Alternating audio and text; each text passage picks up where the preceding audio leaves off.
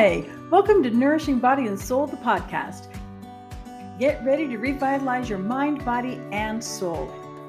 We're here to inspire women who are looking to break free from old patterns and ideas to create a life of increased confidence and improved health. Say goodbye to limiting beliefs and hello to new possibilities. So kick back, get ready to have some fun, and let's dive in. We'll uncover tools and insights that can help you build a life that's truly nourishing, body and soul.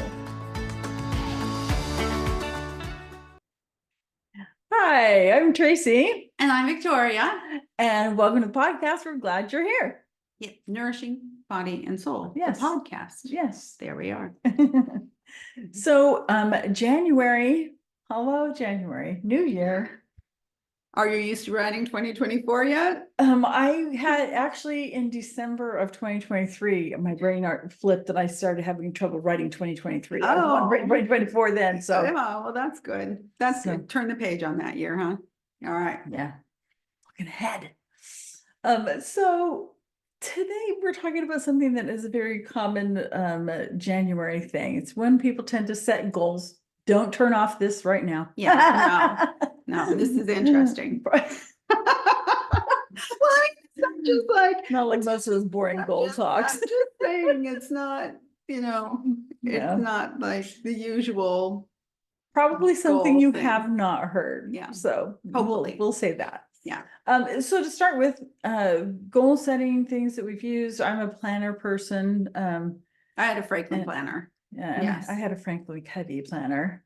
I had a Franklin planner before Covey got involved. Obviously, which is why you had the Franklin planner. Oh, so that was one of the nerdiest things we've ever done. Like brag about where we were on the planner phase. Clearly, both of us like planners. Yeah, I don't use them. I like them very much. I just don't use them. All right, we'll get into that. That's the getting into part. Yeah. Okay. So some of the things that in various iterations, man, I've tried so many different things, and it's on Amazon. Oh my gosh, you want to kill 3 days? Just go look at planners on Amazon and try to pick one you like. Yeah. Well, the thing is with like the Franklin Covey planner was they were like multiple steps to your to-do list. And so that's kind of what I did. And you start off with a mission statement, which I'm sure most of you have heard about, if not everybody, because now every company in the world has a mission statement posted somewhere. That was the beginning of the Franklin Covey planners were the beginning of that in his book, Covey's book, 7 Habits for highly effective people. Yeah. I was working, so I already knew about that and I had been living that in my life as much as I could. And my company, which had like 5,000 people, it was a huge company, decided that they were going to have a mission statement for the whole company. And then each group had to have their own mission statement. So we had to rent out a ballroom somewhere. I don't know why we couldn't do it in a thing, but we rented out a ballroom somewhere. You had to be inspired. Yes, where all of us had to come and like participate. And I was the admin for the group, and it was a bunch of engineers, like nerdy as it comes, engineers. So anyway, we're going through stuff like saying words and whatever that we are. And it was a sticking point between like are and were. And there was a huge discussion. And first of all, my patience was thin anyway, because I was like, this is not important. Like, it's important, but like, if we're not like living this already, then what's our mission? Our mission is not whatever. So anyway, so there was this big discussion and I was like, this isn't important. Like, this word is not important. Like, choose it and go on. Because I also, my English lit major self was like, I cannot with these words. Just pick some words and put them up. That's all it is about.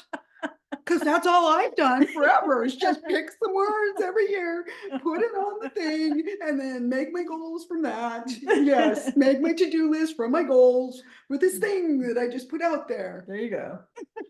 Anyway, they were annoyed at me. They were so mad. I was never so terrible in any meetings, and we had to do it for 2 days, and it was torture for me. And then they were like, "You need to take notes." And I'm like, "Aren't saying anything important enough to take notes. Like, say important things, and Give then me I'll something take worth writing notes." down. Yes, and I probably said that because I was pretty sassy as a 24-year-old who thought she knew everything, Who knew that those two words were including half of the engineers' jobs.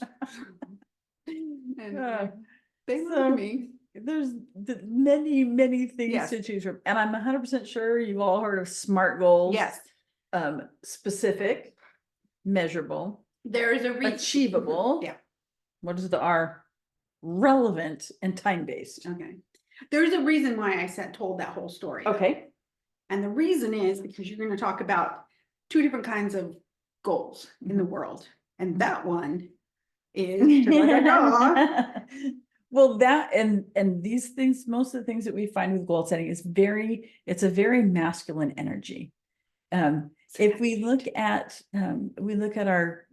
our planners, many of them are just very, make your decision, make these SMART goals. And there's a place for this. There are really, I'm not, I'm not hating on SMART goals. I'm not hating on Franklin Covey planners. I'm not hating on any planner that works or mission for you. statements, sorry. Yeah, or mission statements. But there's a place for that, but just recognizing that this is very linear. Even when I loved my Franklin Covey planner. Wait, say that again. Linear. It's a very linear. So what we were talking once, now it seems like months ago, but we were talking about, and I was talking about how I like organize my life with my Franklin planner and how that wasn't working for me. And I was tired of doing goals like that. And I didn't think that it was useful. And she's like, that's a lot of masculine energy. You need to move to feminine energy if that's what's useful for you. And I was like, say more. That's so exciting. New thoughts on making goals and planning your day. Okay, go. Sorry. So that's why. Here's the thing: masculine versus feminine energy in how we're planning our goals, how we're approaching our life. Both have their place. But what I was finding when I was using my Covey planner and using SMART goals and things like that, it's very, here's where you are, here's where you want to be, plan the steps in between.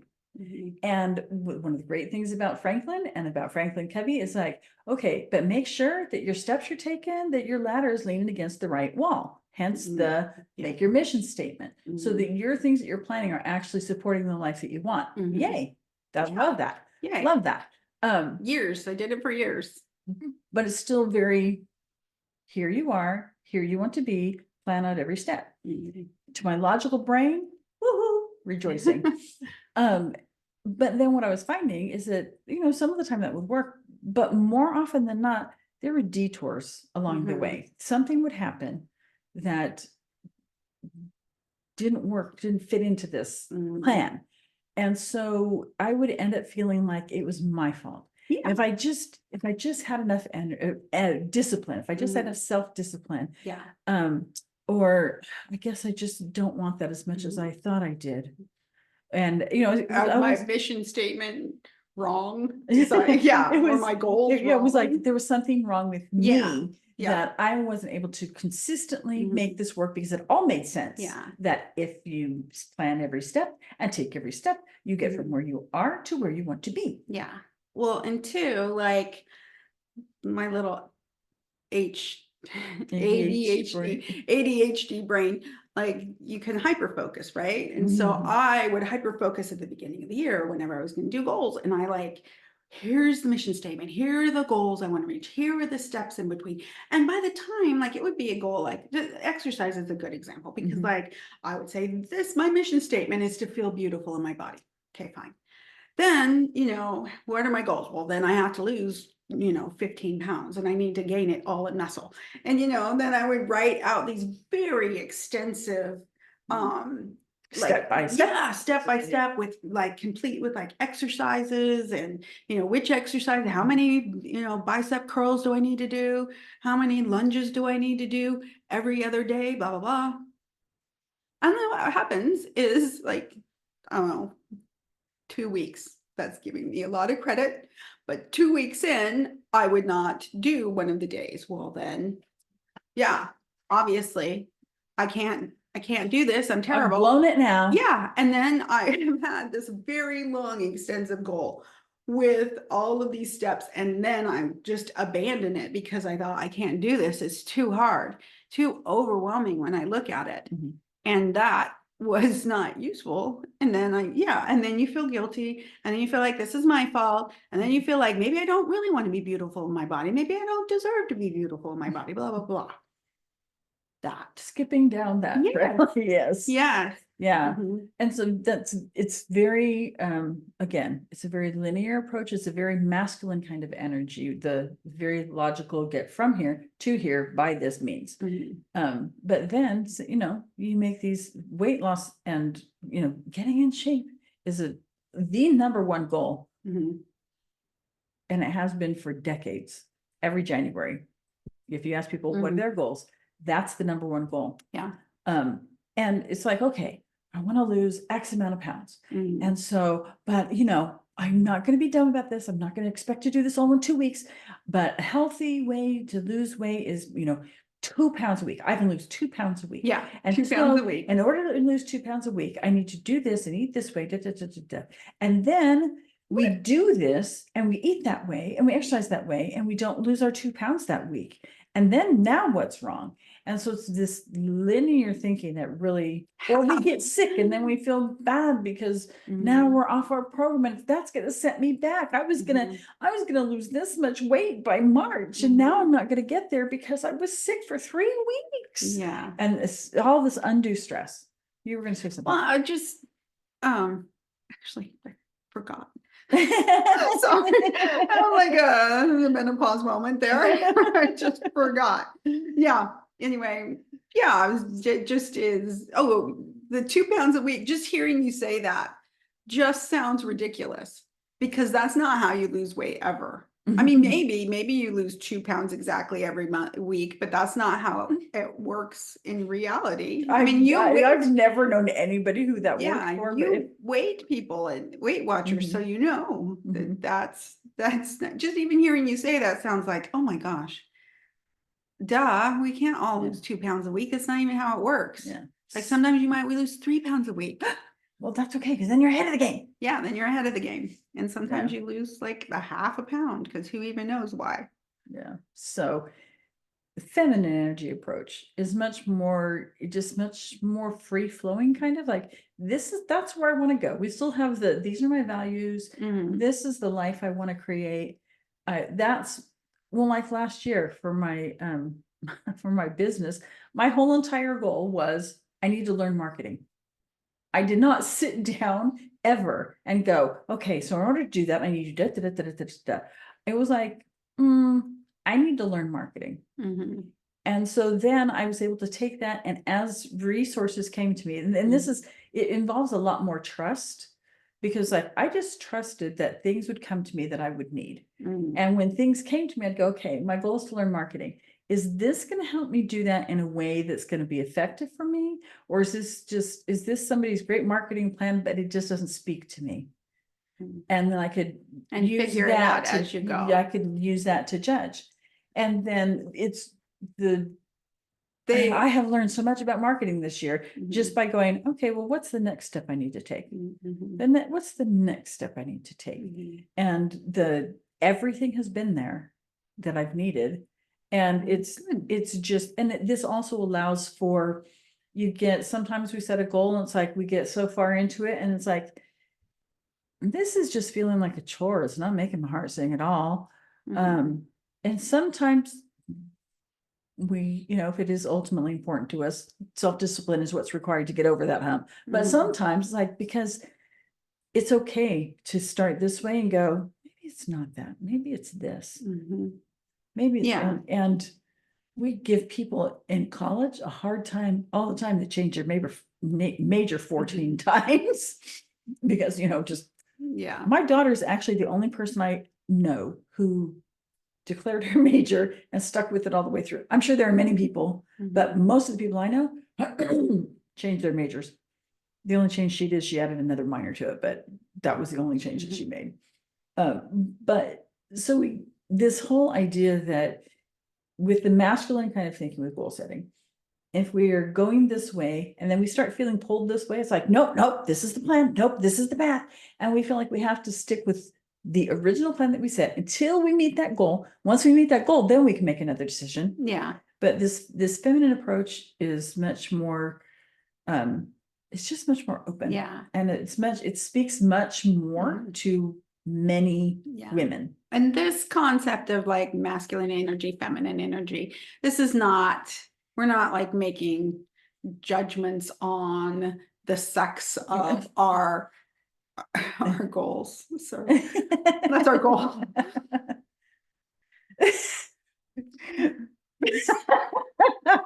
If that's our goal, then there you go.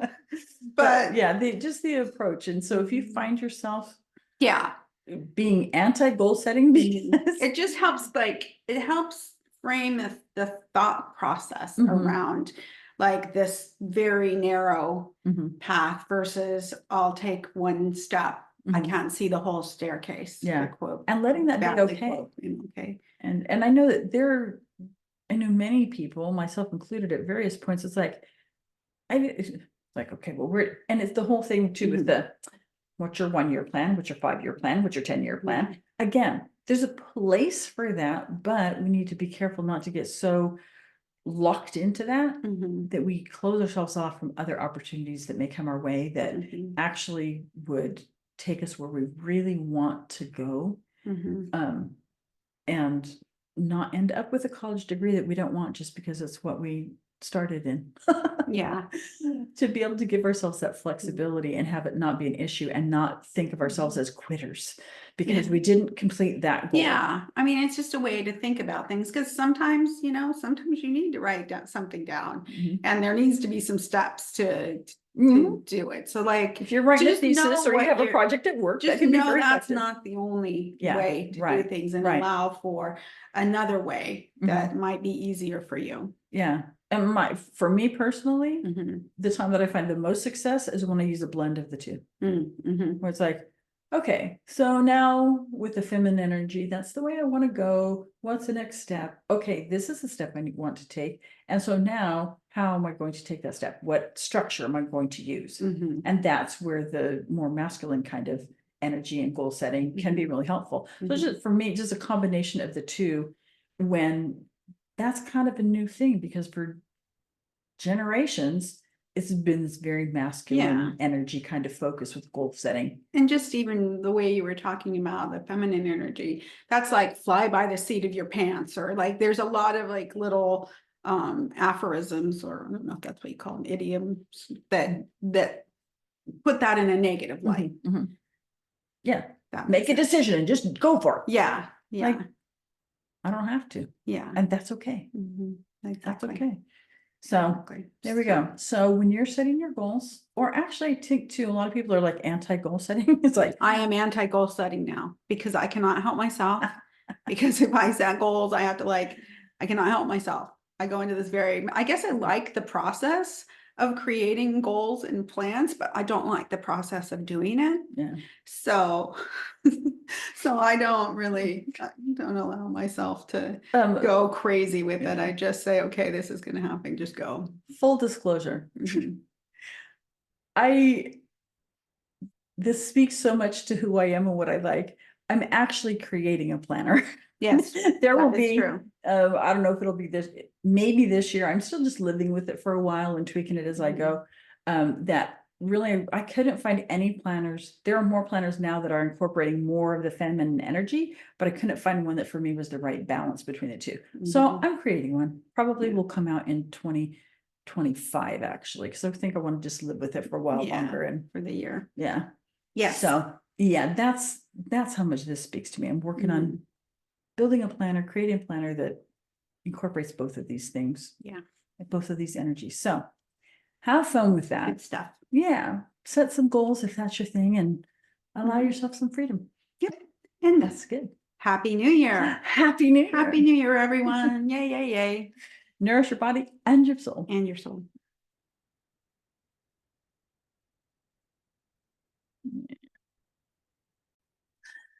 Hey, if you want to help us grow this podcast that we're having fun doing, like and subscribe. And comment. Oh, yes. Please comment. We will comment back. Yes, we will. Mm-hmm.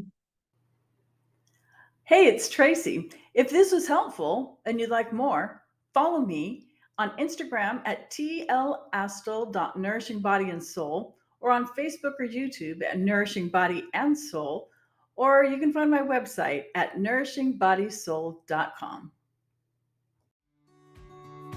Thanks for tuning in to Nourishing Body and Soul, the podcast. Before we wrap up, we just want to remind you that the information we share in this podcast is for educational and informational purposes only and is not intended for medical advice.